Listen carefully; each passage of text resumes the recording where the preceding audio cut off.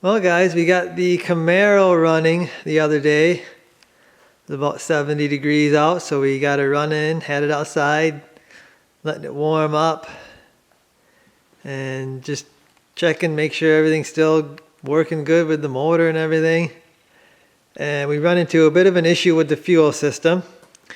If you guys remember back when I put the fuel line in, I just used kind of a rubber line, made my own steel line from the fuel pump to the carburetor, and then I went and got that cheap, I think it was a Mr. Gasket fuel filter, and it was really cheap. It had plastic fittings, and I think what's happening now is those plastic fittings are actually leaking. So we had fuel leaking in a hot motor, which wasn't good, so we got to fix that.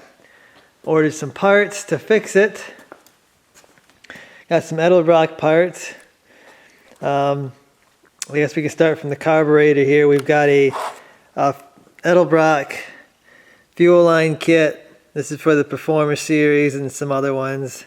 We've got a Performer series carburetor. So what that is a line. This has actually got a Banjo fitting on it, and that's going to go into the carb. It's going to come down, and then we've got this, I believe it's a polished aluminum filter. I think they said 40 micron filter, and this has -6 AN fittings. So we've got goes into the carburetor, comes down. This is a -6 AN fitting. This is a -6 AN fitting. Then we've got one of these really nice Edelbrock, they're calling it a small block fuel line kit.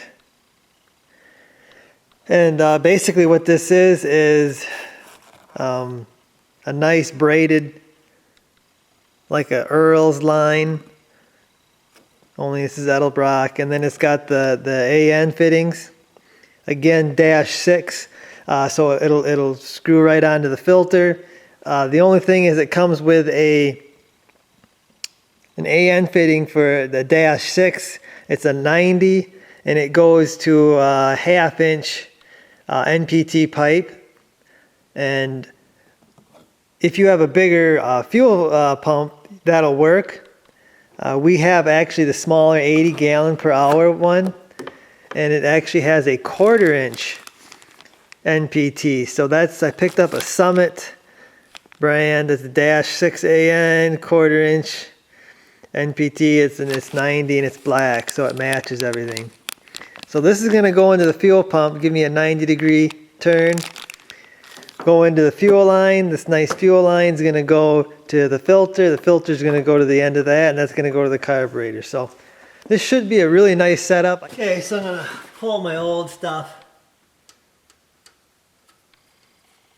or my old fuel lines off.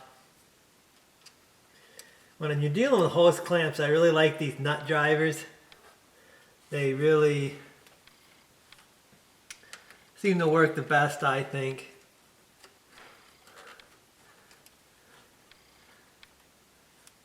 But I'm going to try to get this off without spilling too much fuel everywhere. I hate messing up my nice painted stuff.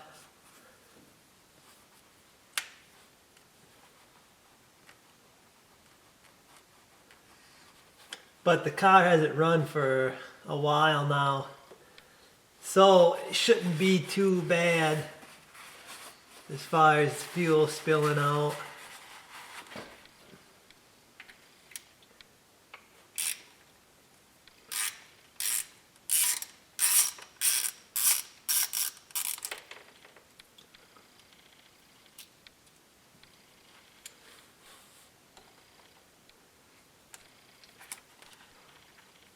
I'll try to pull the filter off here.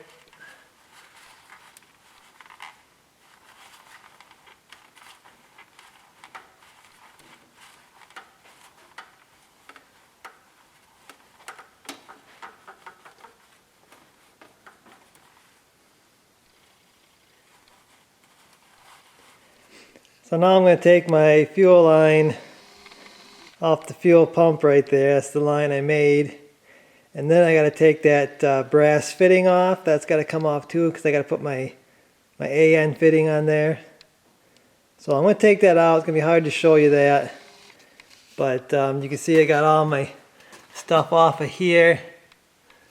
I'm going to be putting, I got to take that fitting off of there because we're going to be putting that Banjo fitting on there. The fuel line is going to run down this way and then it's going to hook up with that line, AN line.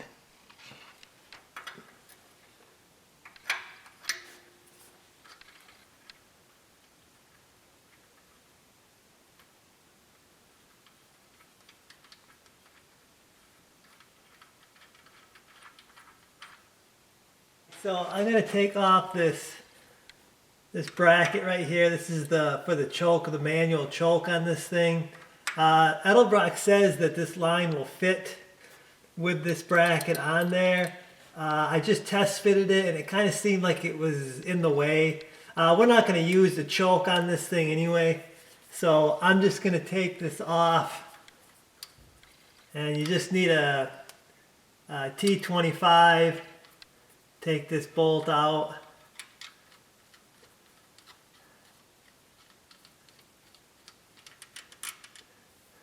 You can pull the bracket off.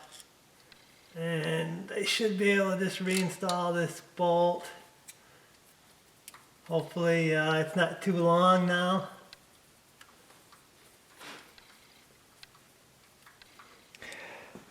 Okay, so this is the fuel line I just pulled off of the carburetor. It's just meant for a 3/8 fuel line, I believe is what that is. And it's got a little washer right there to seal it. So this new line is a Banjo fitting. It's just like a brake line fitting. So they give you 2 washers here. And one of the washers goes on the fitting. Then you put the fitting onto the line. And then the other washer goes on this side. So it's just like a brake line fitting with the 2 copper washers on each side to make a nice seal. Then I'm going to install it right now. Okay, so I got my new fitting, or my new line here all ready to go on with the Banjo fitting and the washers in the right spot. So I'm going to put this on right here. Fits real nice without that manual choke stuff.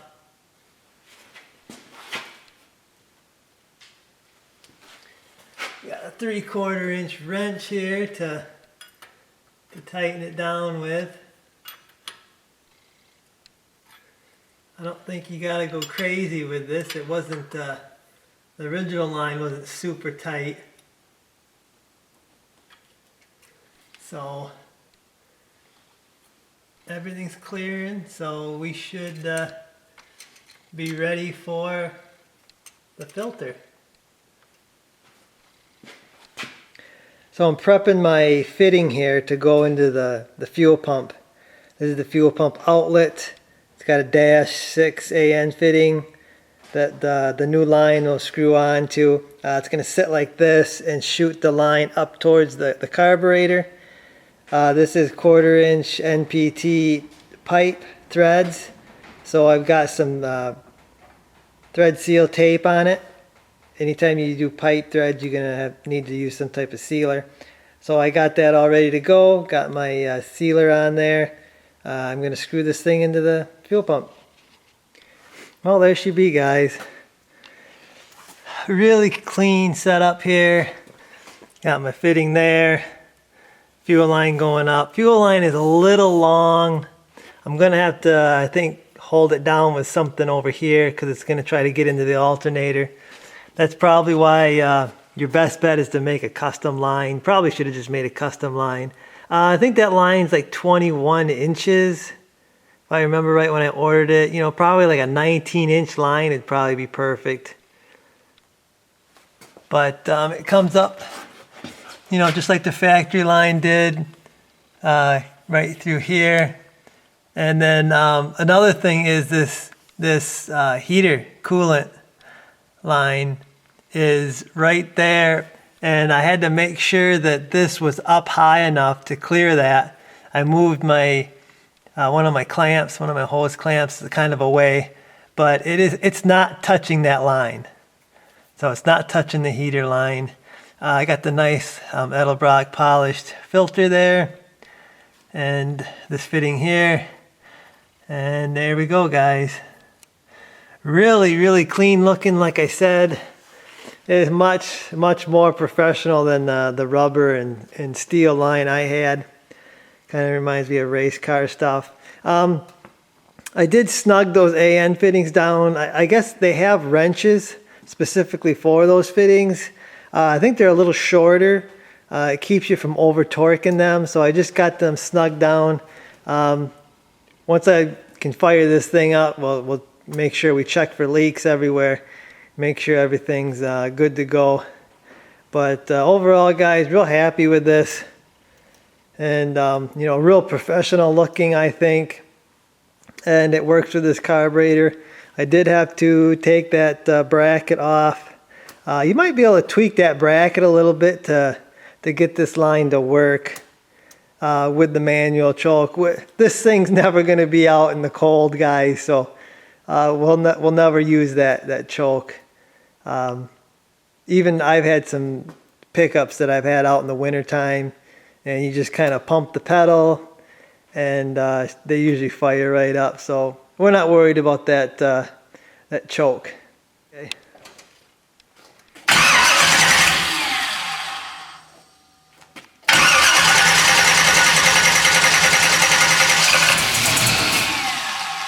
Yeah.